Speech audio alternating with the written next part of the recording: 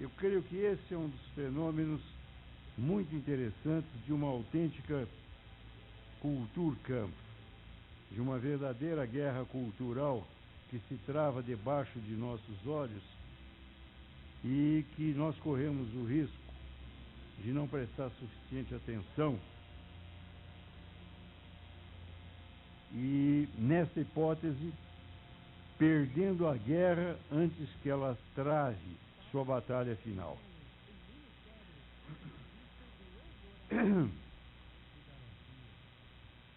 A semana passada,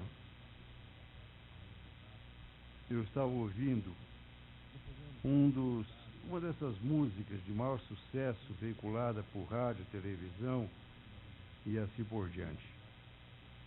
E eu tentei decodificar a letra por debaixo daquele som que nós sabemos que nas últimas décadas vem caracterizando uma batida hipnotizante que dificulta a compreensão lúcida da mensagem implícita. Eu fiquei muito impressionado com o apelo e fiquei muito mais sensibilizado quando em seguida ouvi a minha filha com 12 anos de idade repetindo o estribilho. O estribilho era vizinho e primo irmão de uma pornografia assintosa e sutil.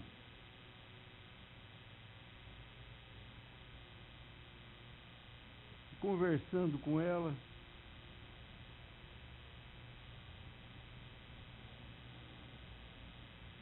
ela argumentou diante das minhas ponderações: sim, pai, mas isso não tem maior importância, isso é só uma música. E eu pensei, mas tem sido a música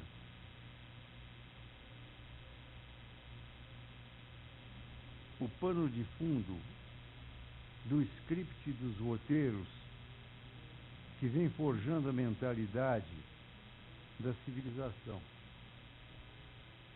E o que é que fica pairando, e mais do que pairando, habitando os subterrâneos da mente de uma criança e de um jovem, que acaba enxergando no humano bandido o seu herói, numa inversão perigosíssima, mesmo para aquele despossuído, ou talvez até mais para aquele despossuído, eis que ele não se enxerga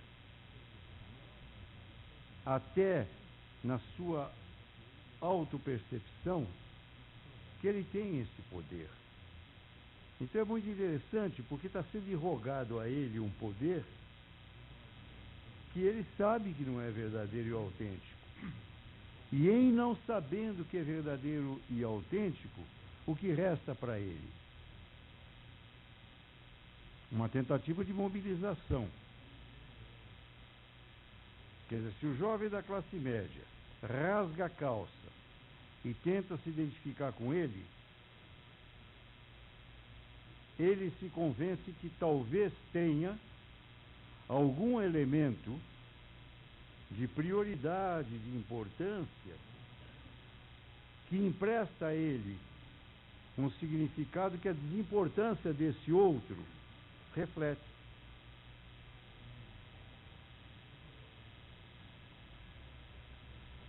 Quantas e quantas vezes, na solene gravidade do trabalho psicanalítico, o jovem chega para mim e diz: eu gostaria de estudar mais, gostaria de me aplicar mais aos estudos,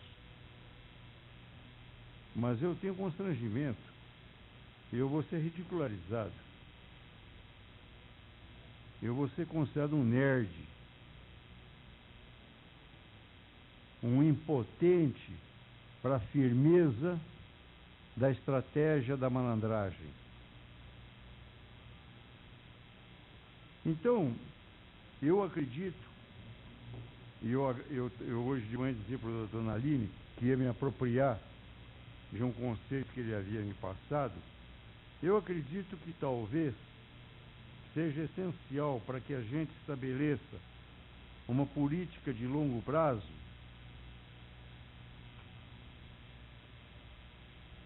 nos determos em cima dessa expressão feliz que ele usou, da conversão íntima, que a mim me parece que nos obriga a uma atitude de humildade, que é mais do que só uma reparação, é bem mais do que só uma reparação.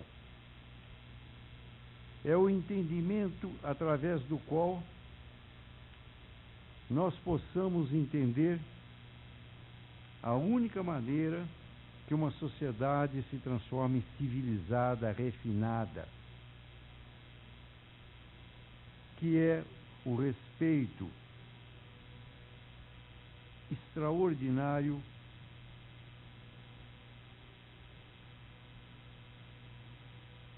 a essa doação divina do significado de cada ente, de cada pessoa.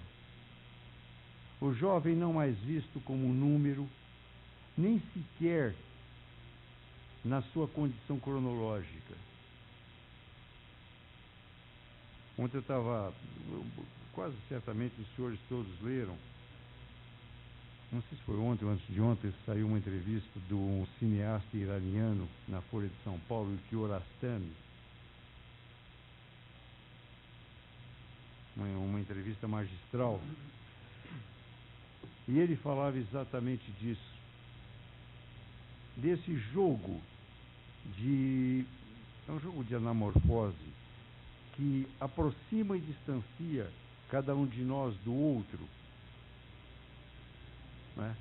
O Schopenhauer tem uma passagem muito bonita, né? Na qual ele diz o seguinte, que a diferença entre os seres humanos e o porco-espinho é que o porco-espinho, ele sabe como aproximar um do outro, de tal sorte que no inverno ele possa sentir calor, mas mantendo uma distância para não se machucar. E nós, infelizmente, desconhecemos esse espaço. Ou a gente invade a vida do jovem, dando todas as respostas com as fórmulas corretas, obrigando muitas vezes a uma linguagem que não lhe é acessível e que nos distancia do jovem que nós fomos, né? Ou ficamos diante dele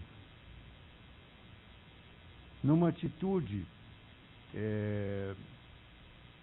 de culpa. Nelson Rodrigues tem uma passagem interessante, não obstante todas as divergências ideológicas que possamos ter, mas sem dúvida nenhuma era um grande cronista de costumes. Uma vez perguntaram para o Nelson Rodrigues qual conselho ele daria para um jovem. E o Nelson disse que envelheça.